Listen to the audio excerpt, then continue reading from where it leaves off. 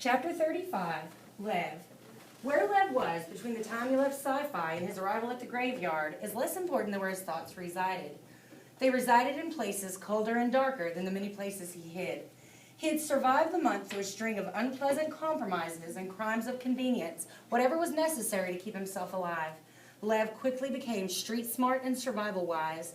They say it takes a complete immersion in a culture to learn its language and its ways. It didn't take him very long to learn the language of the lost. Once he landed in the Safe House network, he quickly made it known that he was not a guy to be trifled with. He didn't tell people he was a tithe. Instead, he told them his parents signed the order to have him unwound after he was arrested for armed robbery. It was funny to him because he had never even touched a gun. It amazed him that the other kids couldn't read the lie in his face. He had always been such a bad liar. But then when he looked in the mirror, what he saw in his own eyes scared him. By the time he reached the graveyard, most kids knew enough to stay away from him, which is exactly what he wanted. The same night the Admiral and Connor have their secret conference, Lev heads out in the oil-slick dark of the night, keeping his flashlight off. His first night there, he had successfully slipped out to find Connor in order to set him straight about a few things. Since then, the bruise from Connor's punch has faded, and they haven't spoken of it again. He hasn't spoken much to Connor at all because Lev has other things on his mind. Each night since then, he's tried to sneak away, but every time he's been caught and sent back. Now that the Admiral's 5 watchdogs have left, though, the kids on sentry duty are getting lax.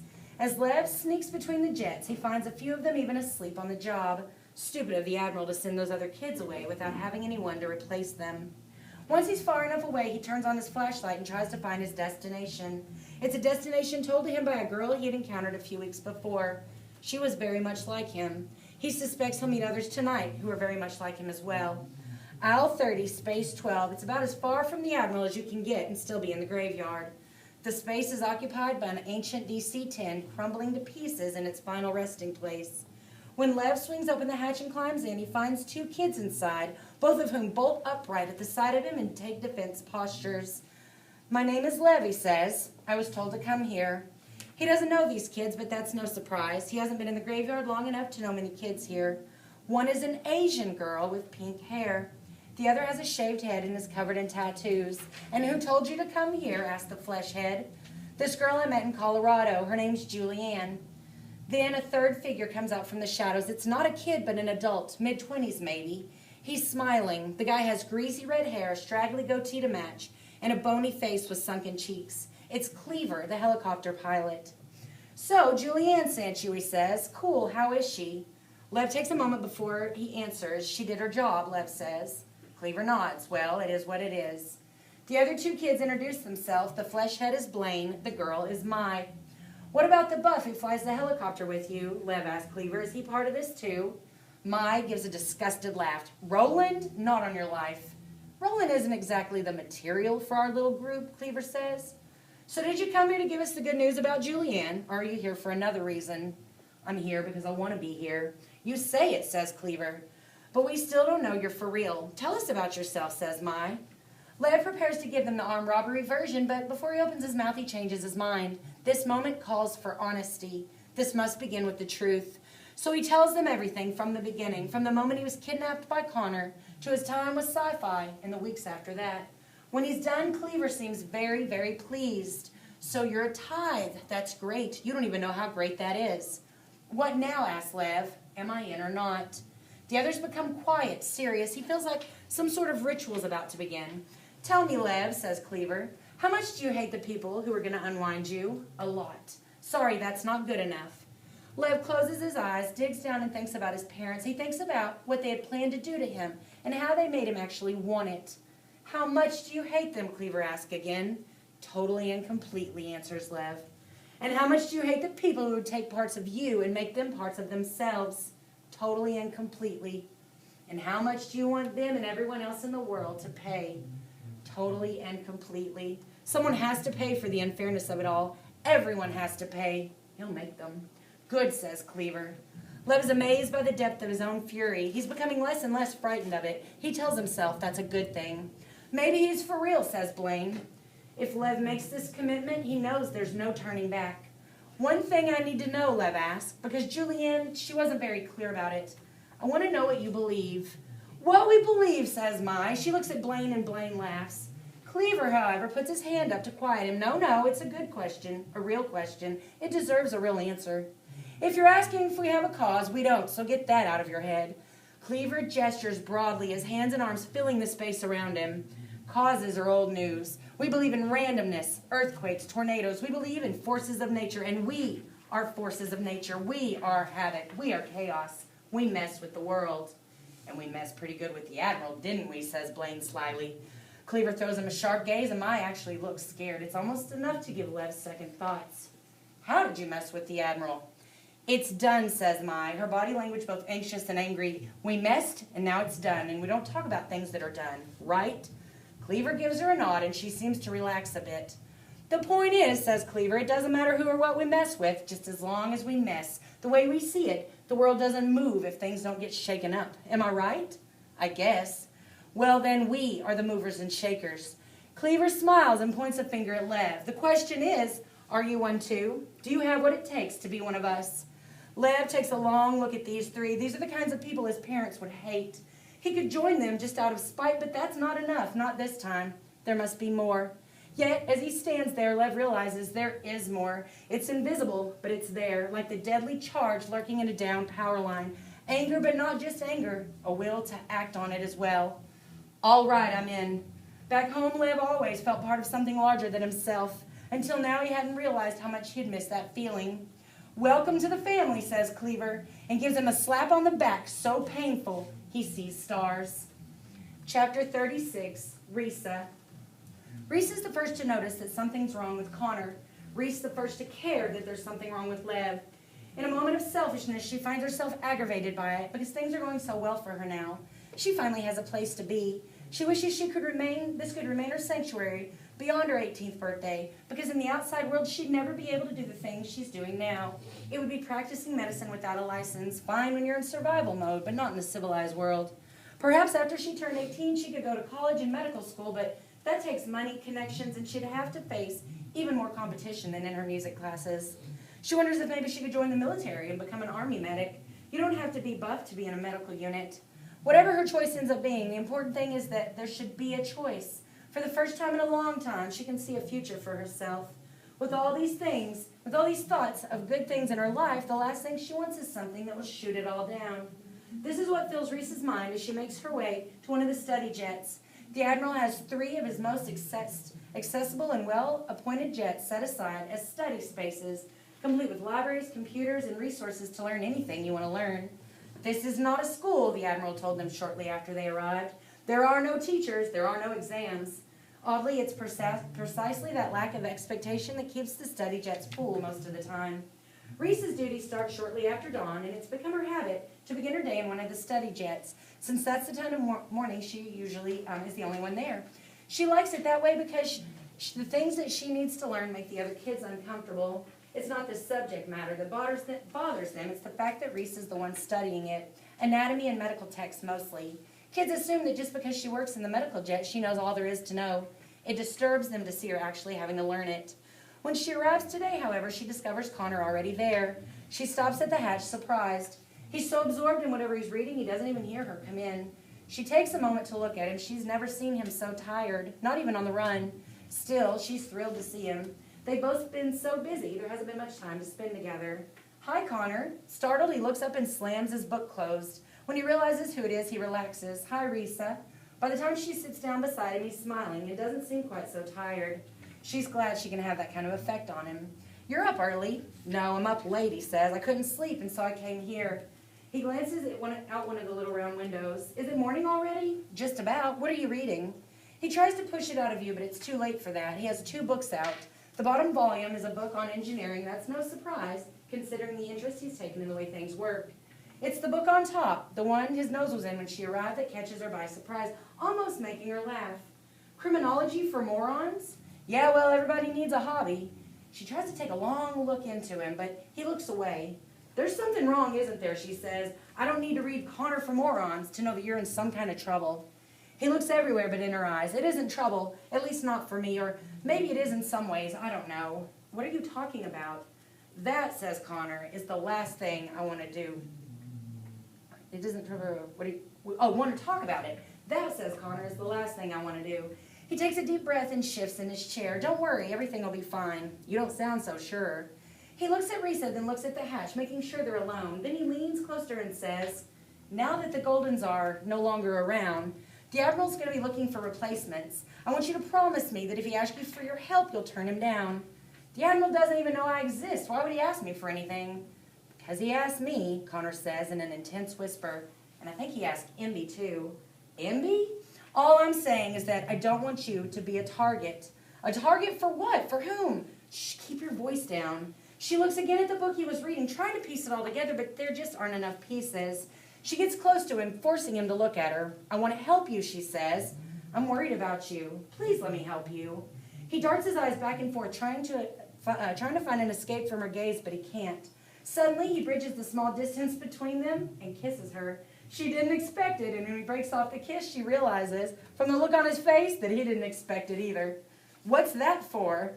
It takes a moment for him to get his brain functioning again. That, he says, is in case something happens and I don't see you again.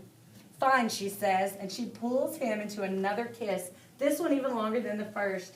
When she breaks off, she says, that's in case I do see you again.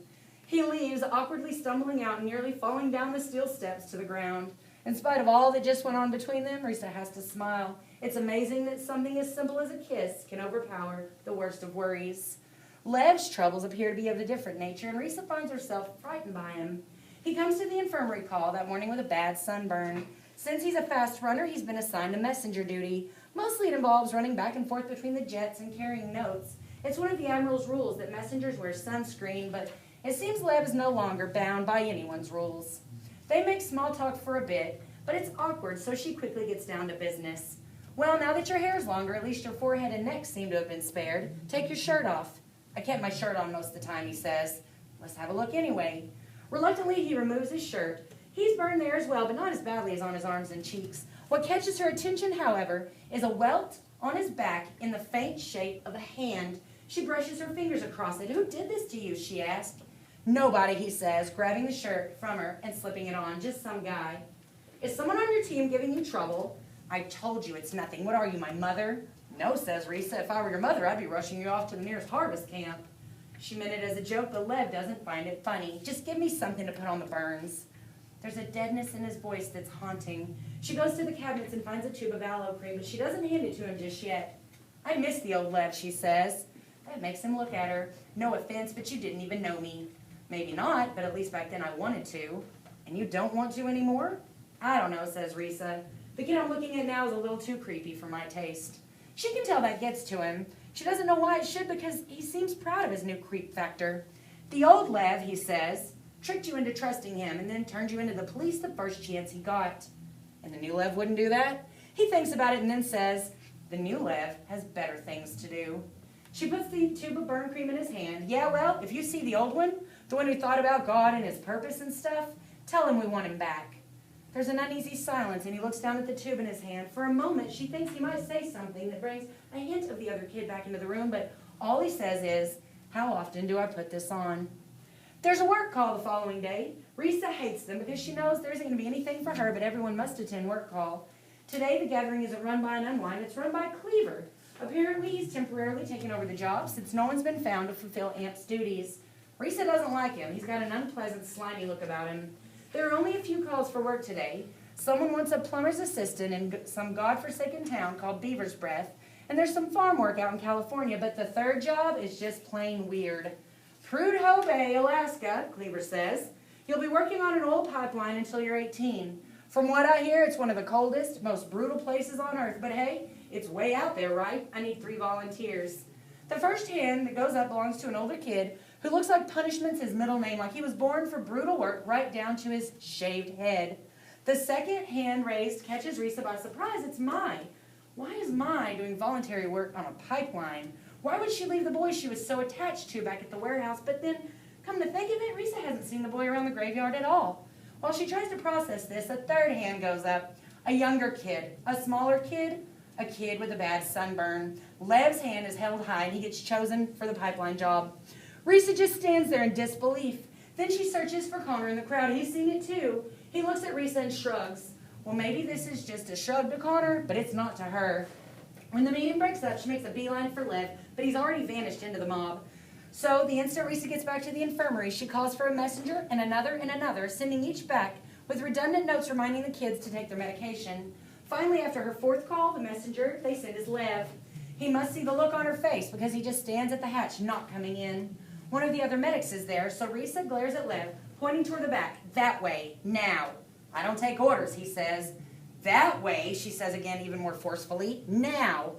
Apparently, he does take orders after all because he steps in and marches toward the back of the plane. Once they reach the storage room in the back, she closes the bulkhead door behind them and lays into him. What the hell are you thinking? His face is steel. It's the door of a safe she can't get into. I've never been to Alaska, he says. I might as well go now. You've barely been here a week. Why are you in such a hurry to leave? And for a job like that, I don't have to explain anything to you or anyone else. I raised my hand, I got chosen, and that's all. Risa crosses her arms in defiance. You don't go anywhere if I don't give you a clean bill of health. I can tell the Admiral you've got infectious hepatitis. You wouldn't. Just watch me. He storms away from her, kicking the wall in fury, and then storms back. He won't believe you, and even if he does, you can't keep me sick forever. Why are you so determined to go? There are things I have to do, Lev says. I don't expect you to understand. I'm sorry I'm not the person you want me to be, but I've changed. I'm not that same stupid, naive kid you guys kidnapped 2 months ago. Nothing you can do will keep me from leaving here and doing what I've got to do. Risa says nothing because she knows he's right. She can stall him at best, but she can't stop him. So, says Lev, a bit more calmly now, do I have infectious hepatitis or not? She sighs, no, you don't. He turns to leave, opening the bulkhead door. He's so determined to move on, he doesn't even think to offer her a goodbye. You're wrong about one thing, she says before he's out the door. You're just as naive as you were before, and maybe twice as stupid. And then he's gone. The same afternoon, an unmarked white van comes and takes him, Mai, and the flesh head away. Once again, Risa thinks she'll never see Lev again. Once again, she's wrong. Chapter 37, Imbi and the Admiral. Imbi has no idea of all the gears turning in the graveyard, or even that he's one of them. His world is contained within the square panels of his comic books and the well-defined borders of a pinball machine. Staying within those borders has been a successful defense against the injustice and cruelty of life outside of them. He does not question the oddness of the trio that just left for Alaska. It's not his business. He doesn't sense the tension in Connor. Connor can take care of himself. He doesn't spend time wondering about Roland. He just stays out of Roland's way. But keeping his head down does not keep him in the safe zone. Imbi is, in fact, the central buffer on the pinball board, and every single ball in play is about to rebound off of him. The Admiral's called for him. Imbi now stands nervously at the entrance of what used to be the Mobile Command Center for the President of the United States. There are 2 other men here. They are in white shirts and dark ties. The black sedan that waits at the bottom of the stairs must be theirs. The Admiral sits at his desk.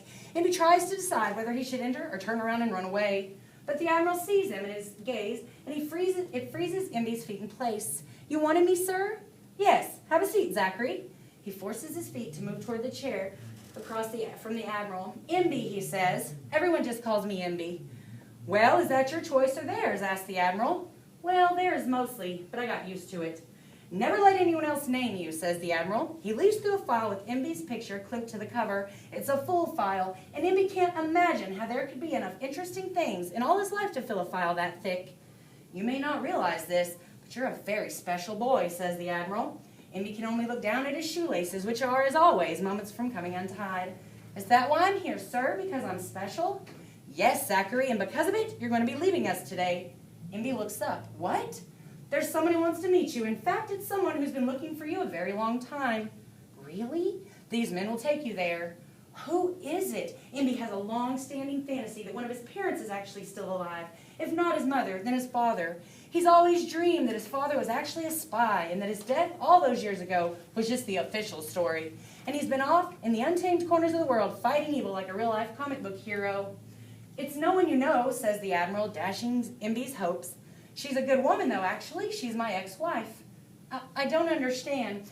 It'll be clear to you soon enough. Don't worry, which to Imbi is an open invitation to worry without end. It makes him start to hyperventilate, which makes his bronchial tubes begin to constrict. He starts to wheeze. The Admiral looks at him with concern. Are you all right? Asthma, Imbi says between wheezes. He pulls out an inhaler from his pocket and takes a puff. Yes, says the Admiral. My son had asthma. He responded very well to Zolair. He looks at one of the men behind Imbi. Make sure you get some Zolair for that lung. Yes, Admiral Dunphy. It takes a moment for this to bounce around in the pegs and pins of Indy's mind before hitting his mental flippers. Dunphy? Your last name is Dunphy? We have no last names in the graveyard, says the Admiral, and he stands and grabs Imby's hand, shaking it. Goodbye, Zachary. When you see my ex-wife, give her my regards. Imby can only squeak a wordless response as the men take him by the arms and lead him down and out toward the waiting sedan. Once the boy is gone, Admiral Dunphy leans back in his chair. With all the things threatening his domain, here's one thing he can be pleased with. He allows himself a brief moment of satisfaction, glancing over at the smiling picture of his son, Harlan, better known as Humphrey in the modern folklore. But to those who love him know his real name. Yes, the Admiral is redeeming himself and setting things right, bit by bit by bit. Chapter 38, Mob. Imby's disappearance goes undiscovered for almost 2 days until someone takes a look at the pinball machine and notices something's missing. Where's the mouth breather? People begin to ask. It's not until nightfall that people start asking seriously, and by morning it's clear he's gone. Some people claim they saw him wandering off into the desert. Some people claim there was a mysterious car that took him away. Ralphie Sherman claims he saw Imby beamed up to the mothership to be with his own kind. Every suggestion is mulled over, every theory entertained. A search is mounted by Imby's team. It turns up nothing. Through all of this, the Admiral is silent. Now Imby, the kid at the bottom of the pecking order, has suddenly become everyone's best friend, and his disappearance is fuel for everyone's fire. Roland uses it to further his own agenda of fear. After all, he was the one who very publicly predicted that Imby would vanish. He didn't believe it for an instant, but now that his predictions come true, he has everyone's attention. You watch, Roland tells all who will listen. The Admiral's going to show up one of these days with a nice thick head of Imby hair hidden beneath his hat, and any one of us could be next. Has he been looking at your eyes? Has he been listening to the sound of your voice? If he wants a part of you, you'll end up just like Imby. He's so convincing that he almost believes it himself. Connor has a completely different view of the situation. He's certain that Roland did away with Imby so he could use his disappearance to gather support. For Connor, it's more proof that Roland killed the Goldens, and he'll stop at nothing to get what he wants. Connor brings his suspicions to the Admiral. He listens and says nothing. The Admiral knows that claiming responsibility for Imby's absence would play right into the mania that Roland is creating. The Admiral could tell Connor that he was the one who sent the boy away, but that would beg questions he has no desire to answer. He decides to let Connor think Roland did it. It could motivate Connor even more to find the crucial link connecting Roland to the murders, because now the Admiral's come to believe in Roland's guilt as well. Forget the missing boy, he tells Connor. Concentrate on proving Roland killed the others. Someone must have helped him. Someone must know. Right now, Roland has too many supporters. We can't take him down without hard evidence. Then somehow I'll get you evidence, Connor tells him. I'll do it for Imby.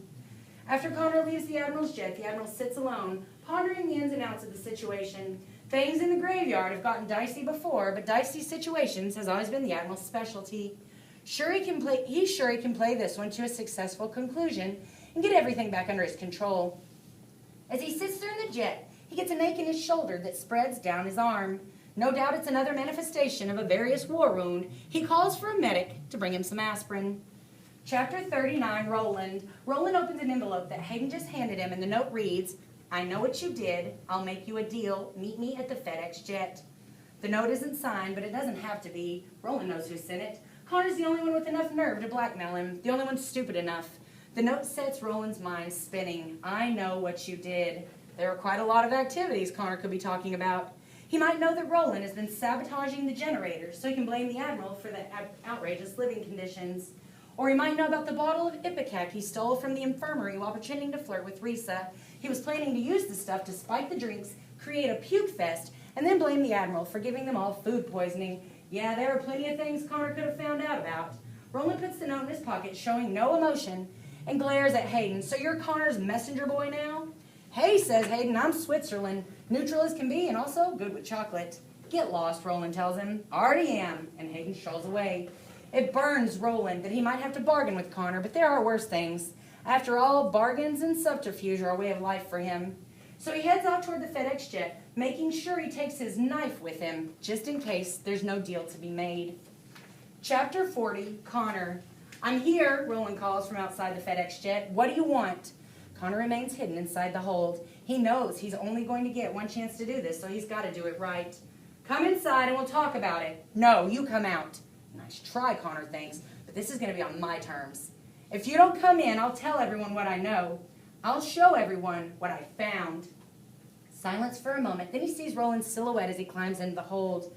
Connor has the advantage now. His eyes have adjusted to the dim light of the hold, and Roland's have not. He leaps forward and firmly plants the muzzle of the Admiral's gun against Roland's back. Don't move. Instinctively, Roland's hands go up, as if he's done this before. Is this your deal? Shut up. Connor uses his hand to frisk him, finds the concealed knife, and hurls it out of the cargo hold. Satisfied, he pushes the gun harder against Roland. Move. Where am I supposed to go? You know where to go. Crate 2933. Move. Roland begins to walk forward, squeezing between the narrow rows of crates. Connor is conscious of every move of Roland's body. Even with a gun to his back, Roland's arrogant and sure of himself. You don't want to kill me, he says. Everyone here likes me. If you do anything to me, they'll tear you apart. They reach crate number 2933. Get in, Connor says. That's when Roland makes his move. He spins, knocks Connor back, and grabs the gun from him. Connor expected this. He holds the gun out of reach and, using the crate behind him for leverage, places his foot firmly in Roland's gut and pushes him back. Roland falls backwards into crate 2933. The second he does, Connor lurches forward, slams the hatch, and seals it. While Roland rages inside, Connor takes aim at the crate and fires the gun once, twice, 3 times. The blast echo, blending with the terrified screams from within the crate. And then Roland shouts, "What are you doing? Are you insane?" Connor's shots have been very precise. They were low and directed at the corner of the crate. I've given you something your victims never had, Connor tells him. I've given you air holes. Then he sits down. Now we talk.